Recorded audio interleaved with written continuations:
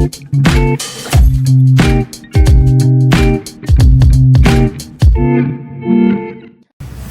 miq, mirë se erdhët në Barleti Talks, ku kemi sot ftuar Kaon Seljanin. Mirë se erdhe Kaon. Mirë se gjera. Kaoni do të na flasë sot për një pyetje sa kaq filozofike, por dhe e nevojshme për gjithë shoqërinë. Si mund ta njohim të vërtetën në një epokë të hutuar? Kaon na tregon pak për background-in tënd. Po, unë kam studiuar për gazetari, kam studiuar në Amerikë, pastaj në fushën e filozofisë dhe etikës, edhe tani drejtori një institut që ka emrin Institute for Faith and Culture Engagement, jam martuar, kam 2 fëmijë. Fantastike, shka institut kemi Kaon. Unë jam Enrico Stavre, student i vitit 2 të shkencave kombëtare dhe jo vetëm, edhe sot do të jem hosti për këtë episod podcasti. Atëherë le të fillojmë me pyetjet. Kaon, çfarë është e vërteta për ty? Dhe a ka një të vërtet relative dhe absolute, apo është vetëm relative apo vetëm absolute? Kjo është pyetje shumë e madhe, shumë e rëndësishme, edhe do një trajtim që nuk e gjen dot fundin në pak minuta. Në fakt, unë kam shkruar një libër që quhet Mbi të vërtetën, religionin dhe moralin, edhe aty kam një kapitull ku trajtoj konceptet e të vërtetës dhe ekzistojnë të paktën 3 teori rreth të vërtetës. Njëra nga ato që quhet teoria e korrespondencës është në fakt teoria që unë besoj në vërtetës. Kjo është e thjeshtë e shpjeguar në një mënyrë të tillë që e vërtet është ajo gjë që dikush e pretendon me fjalë, por që ajo i korrespondon një fakti ose një realiteti që përputhet me atë deklaratë. Dhe ka teori të tjera të vërtetës që njihen si teoria e koherencës, që nuk është e fokusuar nëse ekziston një gjendje reale, një fakt real jashtë deklaratës, por mjafton që personi të ketë një koherencë me vetveten. Por në fakt kjo dështon sepse ti mund të kesh një teori konspirative që i bën lidhjet e të gjitha detajeve, por ajo nuk do të thënë që është vetëm një fakt i vërtetë që ta vërtetojë atë. Nëse nuk ekziston atëherë ajo nuk funksionon. Një teori tjetër që është teoria pragmatike rreth të vërtetës. Dhe kjo është ideja që e vërteta nuk ka rëndësi nëse është një realitet i jashtëm, jashtë mendjes tënde, jashtë asaj që ti deklaron, por mjafton që është e dobishme për ty të bën punë.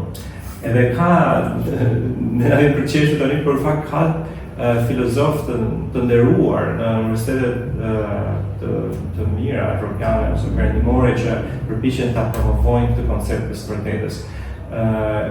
Ju bë dallimin mes vërtetës relative dhe absolute. Në fakt nga këto 3 teori që unë përmenda, vetëm teoria e korrespondencës do të shkonte në drejtimin për të thënë që vërteta është absolute. Këto 2 të tjera mund të harmonizojnë mjaft mirë me konceptin e të vërtetës relative, por e vërteta nuk mund të jetë relative. Për shembull, do të marrë deklaratën s'ka asnjë gjë absolute, çdo gjë është relative. Për shembull, vetë kjo deklaratë rezulton të nëse deklarata thotë që çdo gjë është relative, edhe kjo që po them është relative, kështu që nuk duhet marrë parasysh se nëse nuk është absolute, nuk kam pse ta konsideroj. Kështu që për të rënë shkurt kësaj, vërteta është absolute. Për shembull, ne funksionojmë duke besuar të vërtetën absolute, pavarësisht se në teori mund të mendojmë dikush që është relative. Për shembull, ne besojmë gravitetin. Kur shohim një grop kur ecim rrugës, ne gjithë i shmangim, nuk shkojmë aty se themi jo, mund të jetë grop për ty, po s'është grop për mua. Ne gjithë besojmë që po shkojmë aty, besojmë gravitetin ajo të merr poshtë. Pra në këtë kuptim praktikisht asnjëri nuk është relativist në funksionimin e përditshëm, por kur bëjmë teori ne përpiqem të justifikojmë ose shumë të justifikojmë si një lloj teorie relativiteti në këtë vërtetës. Shumë e drejtë. Është edhe ajo që Agustini thotë kur merr shembullin me lopatën, si në shknuj dhe ai shkon për thyrjen e lopatës. Edhe pyet njerëzit që a është lopata tani e përthyer? Edhe padyshim do të thënë që dikush mund të thoshte po, sepse ajo është ajo se çfarë shqisat po japin, ajo se çfarë po ju shqiet, por realisht lopata është drejtë. Edhe në një shqisa po na ngatrojnë gjykimin tonë. Por ajo që mendon ti se gjykimi është ai që realisht realizon atë se çfarë është e vërtetë në pas të realitetit dhe jo shqisat tona. Këtu futemi tek një diskutim i filozofik që ka shqyrtuar filozof të famshëm si Immanuel Kant, për shembull, ai ka bërë dallimin mes se si gjëja ekziston në vetvete dhe se si ne na paraqitet. Janë ato termat e famshëm të tij që njihen si numena dhe fenomena. Numena është si gjëja është në vetvete, edhe fenomena është se si na shfaqet ne. Por si na shfaqet ne ka të bëjë me perceptimin tonë. Edhe këtu ka një gjë të vërtetë. Pra ne gjithçka që ne njohim rreth realitetin na vjen përmes shqisave tona. Ne nuk e di nëse mund të diskutojmë aq shpejtësisht se pse ai e bëri këtë dallim, e bëri në funksion të përgjigjeve ndaj skepticizmit absolut të kohës së tij. Por ai donte të mbante që ekziston një vërtetë relative. Ne mund të kemi vështirësi për ta njohur, por ne nuk mund të themi se mund të dyshojmë çdo gjë që ne shohim. Është e vërtetë që një pjesë e perceptimit tonë mund të na mund të na deformoj, në intuita jonë mund të na çojë shumë shpejt tek të besuarit e atij reflektimi që ti thënë në lidhje me lopatën. Edhe mund të besojmë që lopata është e shtrembur. Por në fakt nëse do ta analizonim mirë, nëse do ta preknim, nëse do të fusnim shumë shqisa në lojë, ose të gjitha shqisat në lojë, nëse do ta përsërisnim me eksperimentin, të dalim tek metoda shkencore e verifikimit të fakteve, atëherë ne do të arrijmë në një konkluzion të arsyeshëm se si është kjo lopata, e kupton, nuk është. Pra, edhe pse gjykimi jon, pra luan një rol dhe mund të na pengoj në njohjen reale të gjërave, ne nuk mund të bëhemi skeptik absolut ndaj asaj. Ne mund të përdorim njëri tjetrin, verifikimin, përsëritjen, edhe mund të krijojmë një besim të arsyeshëm që se si është një realitet objektiv. Po, interesante është, por një pyetje më koherente është kjo. Si e ndikon teknologjia momentalisht atë këndvështrimin tonë mbi realitetin? Pra, mendon se ndikon kjo tek e vërteta? Është pyetje shumë e mirë, mendoj që do të jetë pyetja e shekullit për ne. Se si teknologjia na ndikon në perceptimin e botës. Fjala kyçe që si thosh lidhet me këtë diskutim është fjala algoritëm. Çdo gjë që ne shohim në feed na ushqen një perceptim, dhe ne të gjithë e dimë që algoritmi funksionon në atë mënyrë që ai të ofron ty atë që aty ku ti ndalesh pak më gjatë, edhe ai të ofron më shumë nga ajo gjë që ti ndalesh më gjatë. Edhe shpeshherë ajo kthehet në një lloj afirmimi të gjitha gjërave që ti pëlqen ose që ti tashmë i beson. Dhe si lidhet kjo me të vërtetën është ne duhet të supozojmë që kemi presupozime për botën, për realitetin. Dhe feedi apo algoritmi ne na mban në të njëjtat, të besojmë të njëjtat presupozime, pra nuk na ndikon, nuk na sfidon atë që ne e quajmë mendim kritik, nuk na ofron domosdoshmërisht diçka, apo mund të jetë një fakt që s'më merr parasysh. Dhe në këtë këndvështrim, pra, teknologjia e bërë në këtë mënyrë, sepse mund mos ishte bërë në këtë mënyrë, por deri tani ky është trendi i AI, ky është trendi që mos të bezdisi ty, se po të bezdisi ty ti do ta ndrosh, të shkosh tek një tjetër. Dhe ata që e shesin atë platformë, atë AI, ata nuk duan që ti ikësh si klient.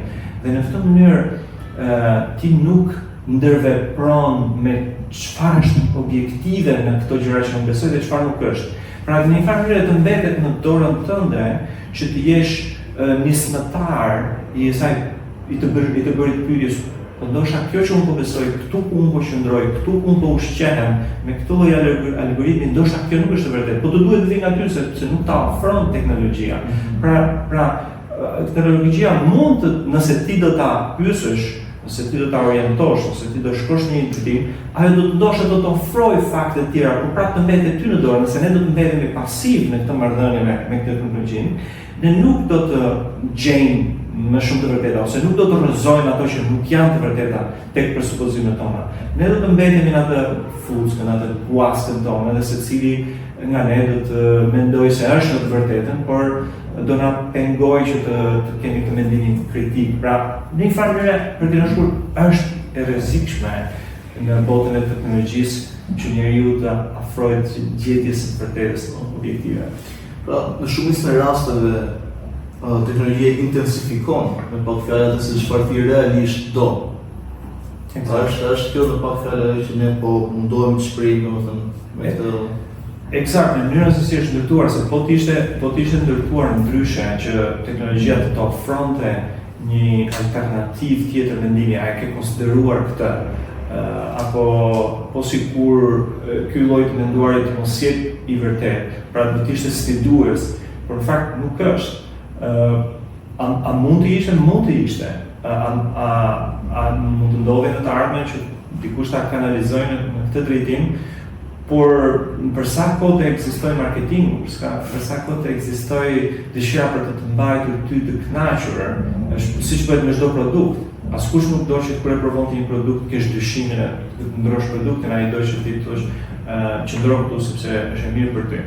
Kështu që në këtë kuptim, por teknologjia nuk është një entitet, është një entitet pasiv, por nuk krijohet vetvetiu, janë mendje që krijojnë brava, dhe në një farë mënyrë janë ideatorët se si duan që të jetë e përdorshme teknologjia, që do përcaktojnë se sa do jetë në funksion të që njeriu të gjejë vërtetën, të rritet në njohjen e realitetit objektiv, apo të mbetet, si më thënë, i kënaqur, i vetmjaftuar në atë që di, në atë që beson. Unë deri tani fatkeqësisht duket sikur kjo e fundit mbi zotron.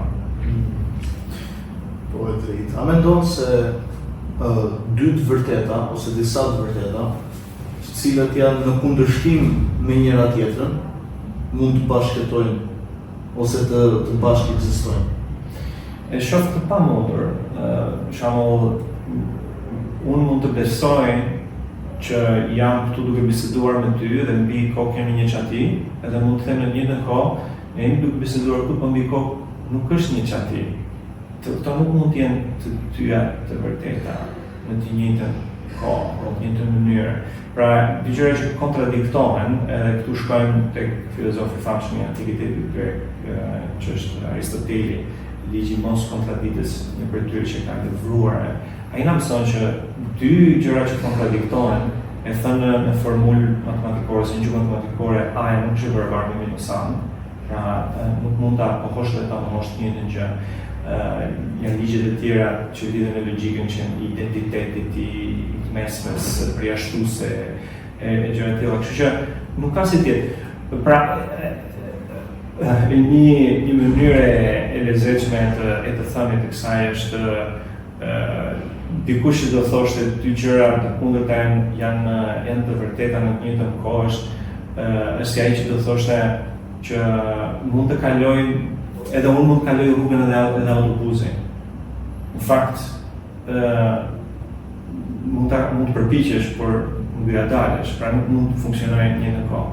Pra, është ose, nuk mund të jetë edhe autobusit e tij. Pra, në këtë kuptim, praktikisht nuk flen, askush nuk e praktikon këtë, sepse është kontradiktore, por mund të duket ndonjëherë atraktive.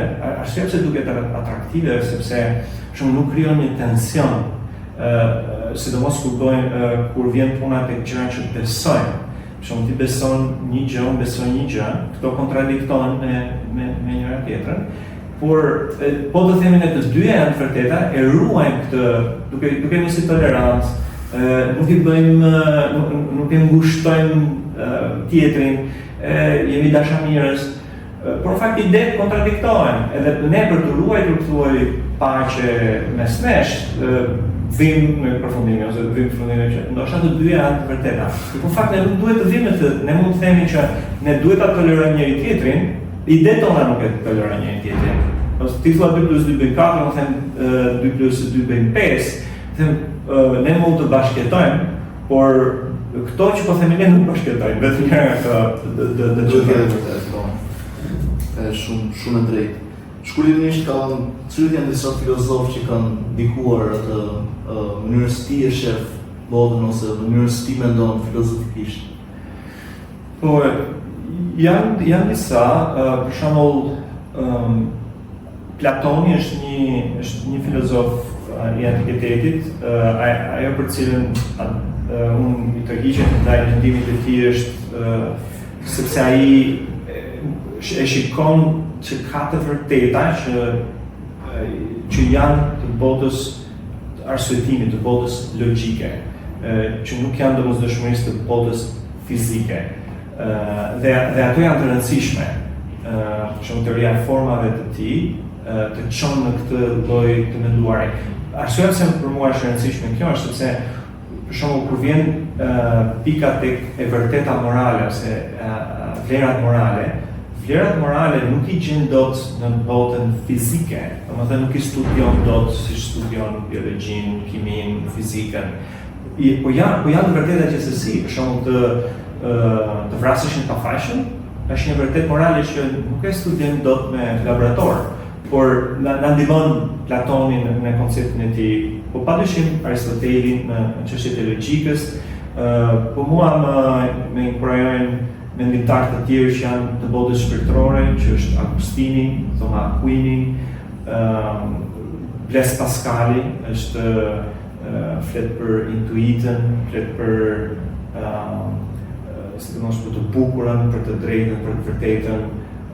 Po pastaj mund të vinë te Kierkegaardi që ka për rëndësinë e jo të thjesht të besuarit të një të vërtetë në kuptimin intelektual të fjalës, siç ishin po themi Hegeli apo Kanti, por kur vjen puna te Kierkegaardi i thotë e rëndësishme është sa po e jeton ti, jo thjesht e vërteta të rrimë të flasim për vite me radhë në kuptimin konceptual, por si po e jeton, sa subjektive në kuptimin jo relativist të fjalës, por në kuptimin sa po e përjeton ti një jetën tënde, si po na ndikon jetën tënde. Edhe kjo të çon edhe tek antikitetin grek, sepse Sokrati, që unë nuk e përmenda që është i pari i shkollës mendimit perëndimor, që e vërteta për ta ose filozofia për ta është si të ndikoj, si të bëj ti njeriu më të moralshëm, më të vërtetshëm. Edhe nëse dëshira për të njohur të vërtetën, për të njohur filozofinë, nuk do të ketë një ndikim te virtyti te morali, është e thatë, është e palidhur me realitetin dhe nuk është aq e dobishme. Që gjithmonë duhet ta mbajmë të lidhur me virtytin e morale. Në fakt do të kthehem prapë te kjo më vonë, por një pyetje tjetër, por pyetja që kam tash ti po flisje që ta persona që ty të frymëzojnë ishin edhe një farë mënyrë filozof shpirtëror, ishin një lidhje me idenë e besimit. Kur tani unë e ke shumë qejf këtë pjesë me Nietzsche, kur Nietzsche thotë Zoti ka vdekur. Është një festim apo një vajtim i Nietzsches? Me gjykimin tim, ai është absolutisht një festim i idesë që Zoti jo se Zoti pushon se ekzistuarin, pra në fakt duhet kuptuar kjo si një edhe si metaforë, por edhe si një thirrje që njerëzit të mos besojnë më tek Zoti. Arsyeja sepse ai e dëshironte një gjë të tillë, në gjykimin tim është për shkak të një projekti filozofik që ai ka. Ai në fakt duhet thënë që kur thotë Zoti diç e ka fjalën për konceptin e krishterët të Zotit, sepse ai jeton në Gjermani, pra në Evropën perëndimore, dhe di që Krishtlimi e ka ndikuar botën perëndimore dhe shtyllat e parimeve morale që ekzistonin dhe vazhdojnë të ekzistojnë dhe sot disi në Evropën perëndimore dhe rrjedhin nga parimet e krishterëve, dhe ai do të thoshte që Zoti di në kuptimin që njerëzit po e humbasin dhe është mirë që ta humbasin këtë besimin tek ky Zot që është absolut. Sepse kur është absolut, ai nuk na lë shumë hapësirë veprimi për të krijuar në vlerat tona, për të qenë subjektiv, për të krijuar një lloj morali që ai ja vishte këto karakteristikat e këtij morali të ri që duhet kryej atij që e çonte mbi njeriu ose u përmendshim. Pra ai dëshironte që Zoti të vdiste në këtë kuptim që vlerat morale që qëndrojnë dhe që janë absolute dhe që vijnë nga ai të mos jenë më të mbajtshme se i mban ky Zoti, pra ky Zoti është ky trau, si thosh që faren të vlerat morale absolute, po e heqin të traun bien të vlerat morale absolute, atëherë na jep një fushë veprimi që të krijojnë vlera të reja, edhe vlerat të reja shkojnë deri aty dhe po ta ndjekësh mendimin filozofik Nietzsche shkon deri aty që digniteti njerëzor për të nuk duhet të jetë i njëjtë tek çdo person. Njerëzit duhet trajtuar ndryshe. Por nuk të lënë se ti mban konceptin e Zotit, sidomos konceptin e Zotit biblik, ku çdo njeri është krijuar në imazhin e Perëndisë dhe meriton një trajtim dinjitoz të barabartë dhe ka drejtë natyrore. Në momentin që ti e heq këtë koncept, atëherë ti jepet liria që, si më thënë, disa ti nënshtrosh, disa ti bash më të lartë dhe ai ftonte për të mbi njeriu, një racë aristokratike njerëzore, jo në kuptimin domosdoshmërisht të racës të gjakut, por në kuptimin elementit fuqisë, elementit të shpirtit, elementit të artit, domethënë shumë koncepte që ai shikonte të lidhura që duhet kemi ky lloj Zoti që ne të sjellim një lloj hierarkie mes njerëzve dhe hierarkie vlerash që na i krijon mbi njeriu sipas tij ose Zarathustra apo të marrësh personazhin si thoshe i krijuar të tij letrar që do të ishte ai skalitësi për të krijuar rrugën dhe skalitësit të mbi njeriu. Mendon se në botën perëndimore ka një koncept të jo të zhurmshëm, të Übermenschit sot. Pra që ekziston një ide që duhet të krijojë një sistem të ri vlerash i cili vendoset nga ti personalisht si person. Po, shiko, jo universale. Koncepti i Nietzsches, domethënë, është jo domosdoshmërisht që çdo individ të jetë Übermensch, disa nuk e kanë kapacitetin dhe për shkak se janë të ulët meriton të nënshtrohet, edhe vetëm disa mund të jenë Übermensch që të nënshtrojnë të tjerët, pra në konceptin sa më besnik ides së Nietzsches, nuk do të gjente aplikim në këtë lloj forme që çdo person të ishte një lloj Übermenshi. Por rrjedhoja logjike e mendimit të tij mund të çojë aty, se në momentin që ti heq të vërtetën absolute, në momentin që ti heq Zotin dhe shtratin moral, atëherë çfarë mbetet? Atëherë do të mbetet që çdo person do ta mendoj vetë se çfarë është e vërteta për të, çfarë është e drejta, çfarë është e gabuara.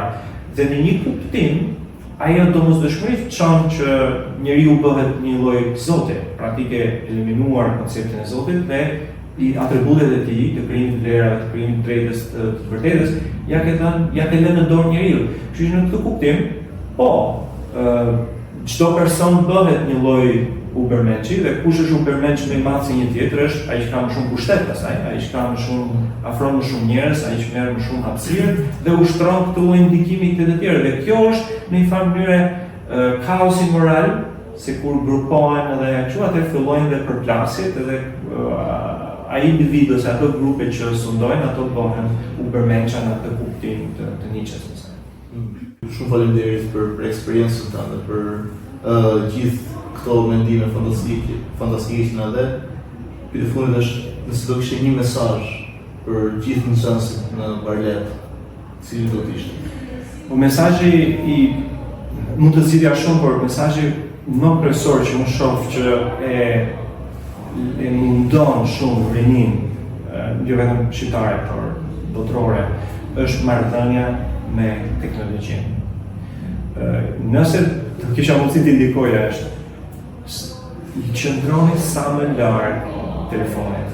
E di që është gjë e vështirë në botë për ta bërë, por qëndroni sa më larg, sa më të disiplinuar, sa më larg scrolling, sa më larg përpjekjes algoritmit për të thithur të gjithë energjinë tënde dhe jepi mundësi vetes të qëndrosh mbi një libër, një artikull, qoftë edhe për të bërë gjëra që lidhen me shlodhje, me argëtim, me rifreskim, por qëndron sa më larg sepse lidhja me të do të mbaj larg produktivitetit, larg leximit, larg menduarit kritik, larg gjetjes së vërtetës.